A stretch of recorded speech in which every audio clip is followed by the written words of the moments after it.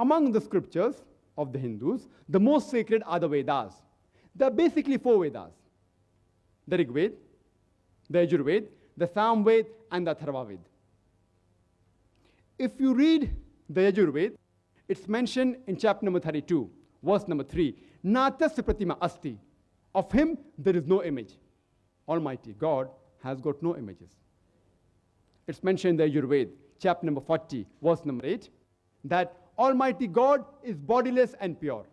And the next verse of Yajur, chapter number 40, verse number 9 says that Andhatma pavishanti ya asambhuti mupaste. That they are entering darkness, those who worship the asambhuti. Asambhuti means the natural things like air, water, fire. And the verse continues, they are entering more in darkness, those who worship the sambhuti. Sambhuti are the created things like chair, table, idols, etc. Who says that? Yajur, chapter number 40, verse number 9. Further, if you read, it's mentioned in the Atharva, chapter number 20, hymn number 58, verse number 3. Dev Mahaosi, verily great is Almighty God. Amongst the Vedas, the most sacred is the Rig Veda. It's mentioned in Rig Veda, book number 1, hymn number 164, verse number 46, that sages and saintly people call Almighty God by various names. And if you read Rig Veda, book number 2, hymn number 1, there are various attributes given to Almighty God. One amongst them, it's mentioned in Rig Veda, book number 2, hymn number 1, verse number 3, Brahma. If you translate Brahma into English, one of its meaning is the creator. If you translate into Arabic, it means Khalik. We Muslims have got no objection if someone calls Almighty God as Khalik or creator or Brahma.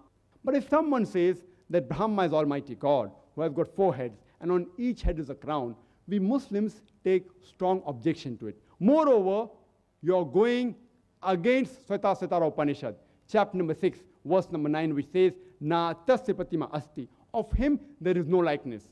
You are giving an image to Almighty God. Another beautiful attribute given in Rig Veda, book number 2, hymn number 1, verse number 3, is Vishnu.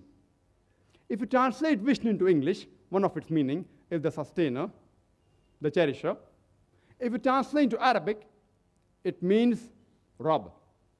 We Muslims have got no objection if someone calls Almighty God as Rabb, or sustainer, or cherisher, or Vishnu. But if someone says that Vishnu is Almighty God, who has got 4 hands, and one of his hands is the chakra, the discus, and one of his hands is the lotus, we Muslims take strong objection to it.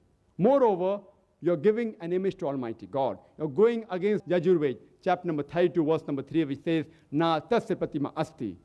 Of him there is no image. It's mentioned in Rig Veda, volume number 8, chapter number 1, verse number 1. Ma chidanidhi sansad. All praises are due to him alone. Worship him alone.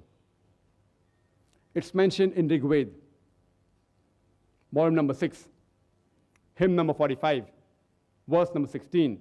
Ya ek it mushtihi. There is only one God. Worship him alone. And the Brahma Sutra, the fundamental creed of Hinduism, is Ekam Braham Dustya Naste. Niya Naste Kinchan. Bhagwan ek hi hai, dusra nahi hai. Nahi hai, nahi hai, zara bhi nahi hai. There is only one God, not a second one. Not at all, not at all, not in the least bit. So if you read the Hindu scriptures, you should understand the concept of God in Hinduism.